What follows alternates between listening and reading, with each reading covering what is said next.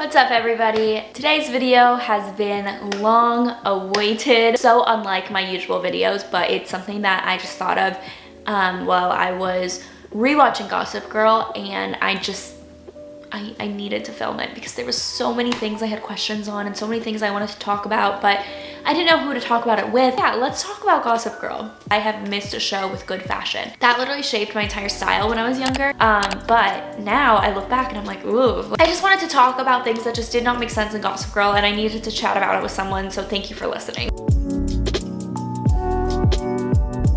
You guys can definitely comment down what you thought didn't make sense, add some more, because honestly, as I was watching the show, I was just like, there is so much that just doesn't add up, so we're gonna talk about it now. Oh, and also I should say before we start, this will contain spoilers, obviously. So if you have not seen Gossip Girl, do not watch this unless you do not care about being spoiled. First thing that just does not make any sense is Dan being Gossip Girl, and I will stick to this. I know that they tried explaining it in the end, but to me, it made absolutely no sense. They only explained little things. Rewatching the show, knowing that Dan is Gossip Girl is so much different than watching it and then finding out at the end, because you don't remember everything that happens. But as I was rewatching, I was like, this definitely was planned like season 5, right? Like, not from season 1. Like if they say that it was from season 1, it just makes absolutely no sense, because there would be times when Dan would get a Gossip Girl blast when he's not even on Gossip Girl, which, okay, I guess you can pre-schedule them, but he would get a blast and he would be by himself, and then he would be shocked. He would literally look at it and be like, what? You know, you are Gossip Girl. Like, why are you shocked? Like, it just made no sense to me. I feel like they decided he was gonna be Gossip Girl in season 5, but it definitely wasn't a season 1 thing, because even in the end, when it explains when he became Gossip Girl and it shows a flashback, it's just like the actors today, like looking younger. But if it was planned from season 1, don't you think they would have filmed it season 1 and then like showed it in season 6? Like, you know, I think it was poor planning, and I think no one should have been Gossip Girl. The next one, which I guess is common for every single TV show, but they hook up with each other as if there is no one else on the planet. Like, I do not know a friend group that has hooked up as much as them. No one has hooked up with each other as much as they have. Blair has hooked up with every guy on the show.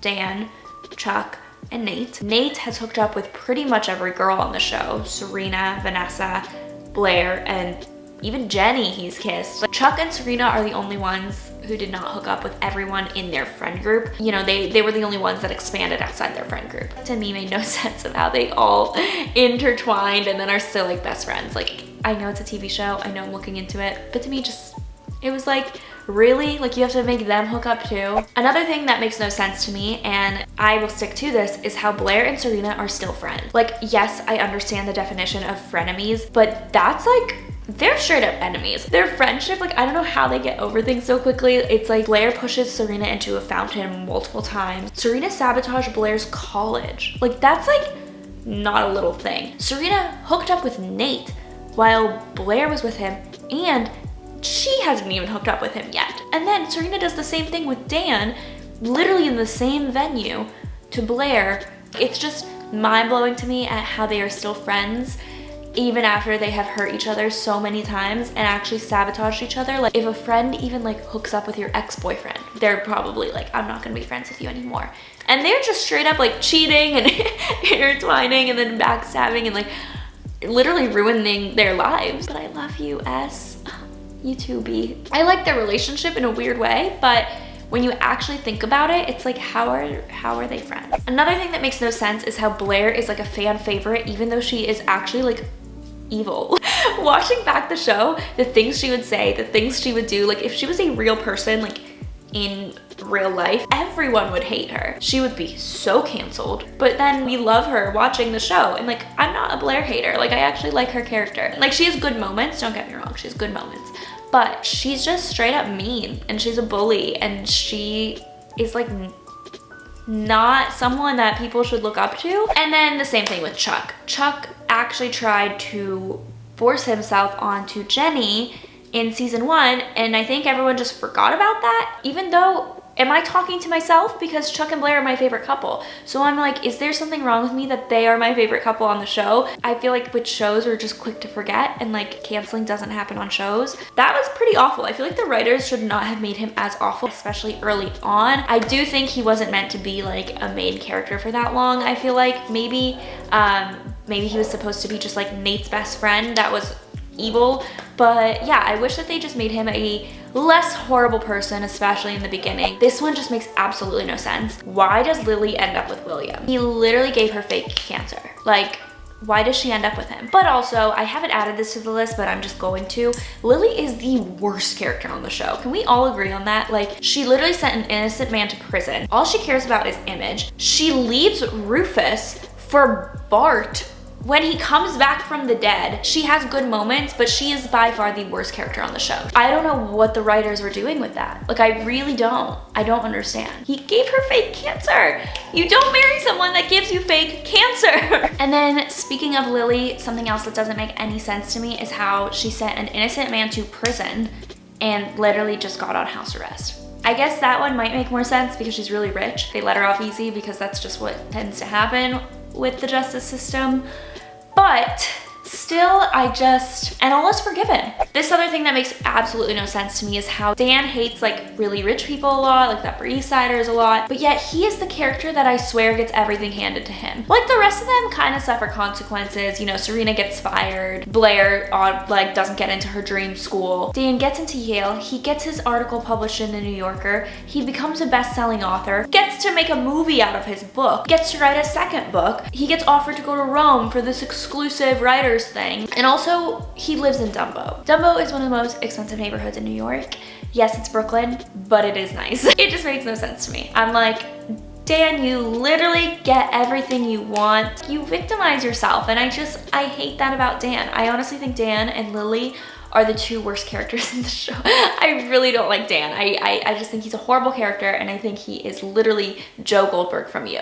Also, something that doesn't make sense is that NYU is like a bad school. It's such a good school and so expensive and hard to get into, and I'm like, I don't understand. Another thing that just makes absolutely no sense is Dan and Blair's entire relationship. If you are watching this video and you were one of those people that actually liked them together, why? Their chemistry was horrible. The only thing they had in common was like intellectual things, like they liked the same stuff when it comes to like plays and books and literature and whatever, but they had absolutely no chemistry. I feel like they should have kept it a friendship, because that friendship would have been like amazing. I think it could have been one of the best friendships on the show, like an unlikely pairing, but to actually have them involved romantically made zero sense to me. Like I didn't get it at all. I thought Leighton Meester's acting with Dan was horrible. Like she all of a sudden became a bad actress when she was with Dan, because I felt like there was just no chemistry there. Like it just looked forced. It didn't look natural. It didn't look real. And I just thought it was like the worst couple in the entire show. Number 10 is how Nate always got the short end of the stick. Can we just agree that he's probably the best character in the show in terms of like morals? He's never sent in a tip to Gossip Girl. In terms of morals, in terms of just looks, he's just a perfect man. And he just got the short end of the stick. He kept being pushed away. His stories were such like side stories. Like it was really just, you know, like, okay, we'll throw you in there. But also another thing that made no sense is how he was literally editor-in-chief of The Spectator at like 22, becoming the mayor of New York at 25, or like 26, whatever, however old they are. Like, how does that make sense? They just all stopped going to college randomly after 1 year, all of them. That to me, just, I love Nate, but I'm sorry. Editor-in-chief and mayor of New York City.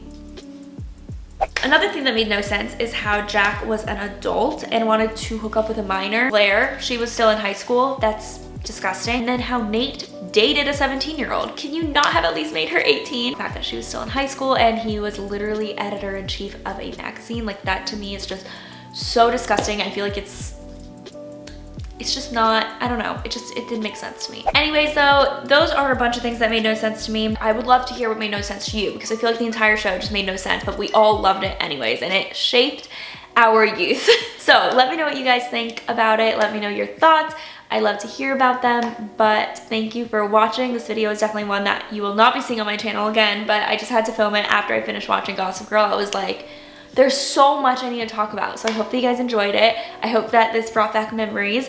And if it encourages you to watch rewatch Gossip Girl, do it. I'm all for it. I think it's a great show to binge. Anyways, thank you guys so much for watching, and I'll see you guys in my next more normal video. Bye guys.